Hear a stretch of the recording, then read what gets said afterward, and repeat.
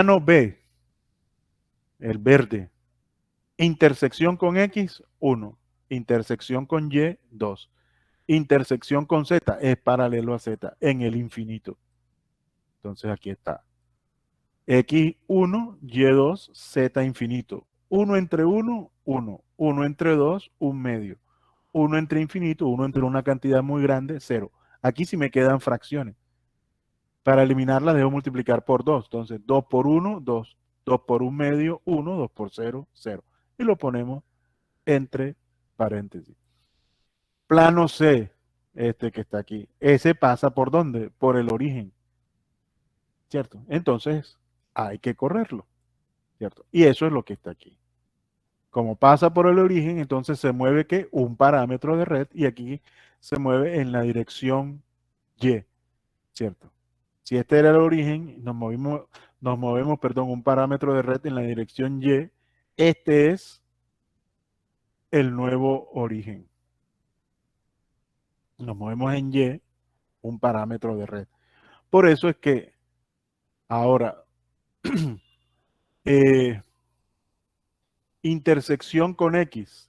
Este es el nuevo origen, pero este plano es paralelo a X en el infinito. Intersección con Y.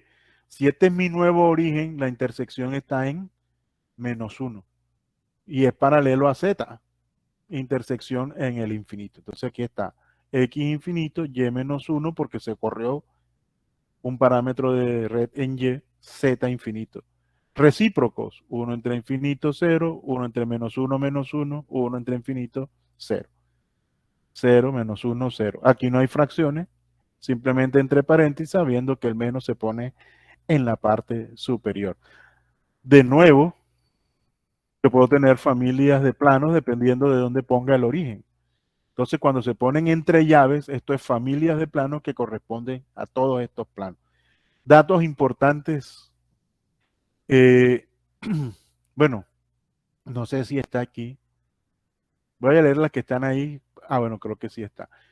Los planos y sus negativos, esos sí son iguales. Lo, cosa que no es cierto con las direcciones. Las direcciones y sus negativos sí son diferentes. Eh, Cuando nosotros tenemos un sistema cúbico, eso es el que está aquí, este es clave.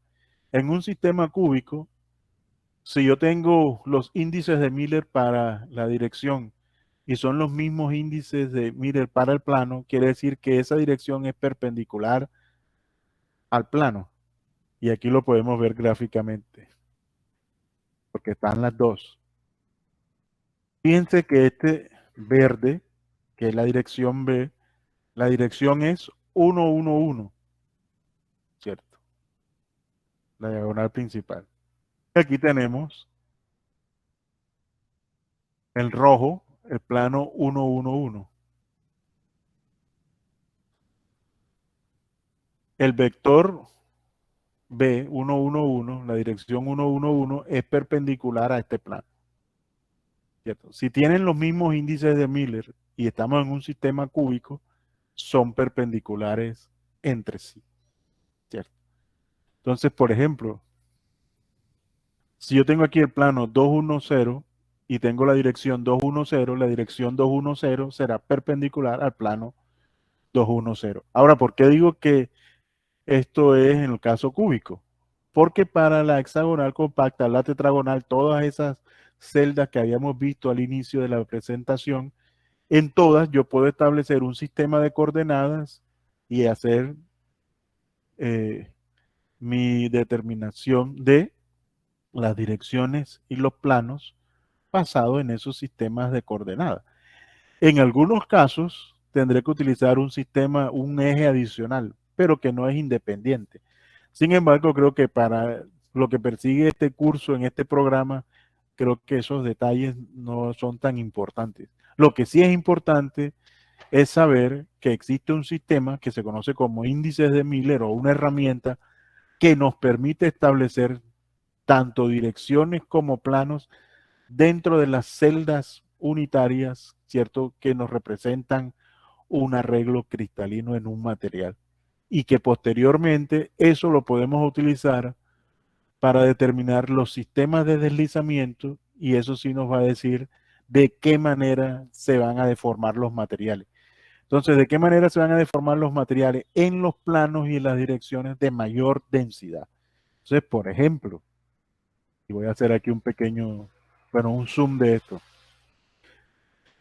Esta es una estructura cúbica simple y tenemos dos planos, 010, 020, ¿cierto? Esos azules que están ahí. En el 010, ¿cierto? Como está en la cara, ¿cuántos átomos están en ese plano? En cada esquina hay un átomo, ¿cierto? Entonces, en este caso, aquí tenemos un cuarto, un cuarto, un cuarto, un cuarto. Hay un átomo en ese plano. Esa es la densidad planar. Ahora, este que es 020 está justo en la mitad. Pero cuando vemos los átomos que intersecta ese plano, ahí no hay ninguna intersección de átomos. Aquí la densidad es cero. ¿Eso qué quiere decir? Que si yo comparo estos dos planos, ¿dónde se va a deformar? Aquí ni siquiera hay átomos. Aquí sí.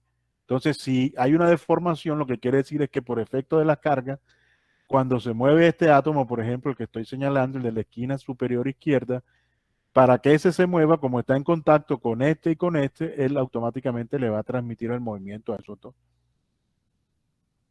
Entonces, eso corrobora que efectivamente donde hay una mayor densidad planar, los átomos están más cerca entre sí o están en contacto. Y allí se va a transmitir el movimiento, ¿cierto? Entonces, con un ejemplo, bueno, de pronto no muy ortodoxo, pero eso es como si en el salón, entonces yo les dijera, bueno, aquí tenemos varios estudiantes, varias personas. Si estos están aquí, ¿cierto? Tomados de la mano y a este le aplican una fuerza, lógicamente, cuando a este le aplican la fuerza y aquí están ellos en contacto, él le va a transmitir esa carga a este. Y si este se mueve, este también se va a tratar de mover. Pero si estos no están en contacto, esto no se transmite. Ahora, yo puedo suponer lo siguiente, si los veo desde arriba, aquí tengo uno, aquí tengo dos y aquí tengo tres. Pero no los tengo así, sino que también están así. Y estos sí están en contacto. Esto simplemente es para decir que no están en contacto. Y aquí le aplicamos una fuerza visto desde arriba. Como este está unido a este y está unido a este y este a su vez a este, todos estos se van a mover, pero este no, ¿cierto? Entonces, ¿cierto? Esta es la de mayor densidad, esta no. Lógicamente un efecto de esta fuerza se va a sentir mucho más en esta dirección, ¿cierto? Entonces, eso si uno hace el símil es lo mismo que pasa en los átomos. Permítanme aquí volver a la presentación. Por eso es importante establecer cuáles son los planos de mayor densidad y cuáles son las direcciones de mayor densidad. Pero eso para las estructuras tradicionales ya está hecho, ¿cierto? Entonces, por ejemplo, aquí está.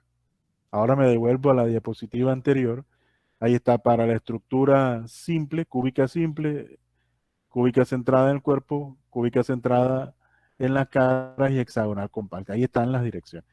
Es claro que en la cúbica simple va a ser 1, 0, 0 de familia, ¿cierto? Cuando está entre este tipo de corchetes. Estamos hablando de las direcciones. Es claro que en la cúbica centrada en el cuerpo va a ser la diagonal principal, que es 1, 1, 1, y en la cúbica centrada en las caras, 1, 1, 0, porque el contacto se da precisamente en la diagonal de la cara. Aquí para la cúbica simple y para la cúbica centrada en el cuerpo, los planos dice que es ninguno, pero para la cúbica centrada en las caras es el 1, 1, 1. Y cuando nos volvemos, esto es porque es un ejercicio diferente. En los ejemplos anteriores teníamos los planos dibujados en la celda y había que determinar los índices de Miller. En este caso nos dan los índices de Miller para una dirección y para un plano y entonces dibujarlo. Entonces voy a hacer aquí un zoom. Primero vamos con la dirección. Nos dicen que es la dirección 1 menos 2, 1. Entonces simplemente hay que recordar el procedimiento. ¿Esto venía de qué? ¿De dónde? De los puntos iniciales y finales del vector que da la dirección. Entonces, igual, si aquí tenemos 1, menos 2, 1, y este es mi sistema de referencia, esto lo que quiere decir es, muévase una unidad en la dirección X. Este es el origen, una unidad en la dirección X. Menos 2 unidades en la dirección Y. Menos 1, menos 2. Una unidad en la dirección Z. Entonces subo aquí. Entonces trazo el vector que me da esa dirección. Esta es la dirección 1, menos 2, 1. Tengo que moverme de acuerdo a lo que me establecen los índices de Miller.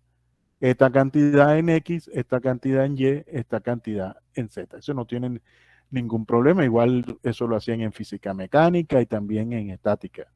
Entonces, para los planos, recuerden que en los planos la parte clave es que las intersecciones, este es menos 2, 1, 0. ¿Cierto? Entonces aquí tengo sistema de referencia, esta es la celda cúbica, menos 2, 1, 0, los recíprocos, menos un medio en X, ¿cierto? Si este es el origen, menos un medio es hacia atrás en X.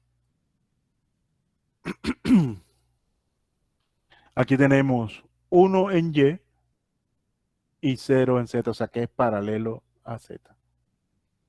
Recuerden, en los planos lo clave es la intersección. Entonces esto está relacionado con la intersección. ¿Basado qué? En los recíprocos. Entonces, si yo tengo los índices de Miller del plano, saco los recíprocos. Menos un medio, 1, y aquí sería infinito. Eso quiere decir que es paralelo a ese eje, ¿cierto? Entonces, menos un medio es la intersección con X, 1 es la intersección con Y, y como aquí me daría infinito, es paralelo a Z. Y entonces dibujamos el plano, ¿cierto? Entonces ese creo que tampoco tiene ningún problema. Eso es lo que teníamos estipulado para el día de hoy y recordarles que hoy son las votaciones para los representantes estudiantiles de los diferentes estamentos o cuerpos colegiados de la institución, ¿cierto? La próxima semana vamos a mirar los de defectos en los materiales, entonces vamos a hablar de dislocaciones, de lo que son vacancias, átomos sustitucionales inter, que están en las intersecciones y cómo eso puede afectar el comportamiento mecánico, ¿cierto? Entonces, eso lo haremos la próxima semana. Yo también les dejaré el material a más tardar el día miércoles. Si lo tengo antes, como esta vez, lo dejaré apenas lo tenga, ¿cierto? Para que ustedes lo tengan ahí y en su momento lo volveré a consultar para hacer si lo hacemos de esta manera o lo hacemos presencial. Entonces, no sé si tienen alguna pregunta. Esto ya está en la plataforma Zigbee. No sé si tienen alguna pregunta, algún comentario.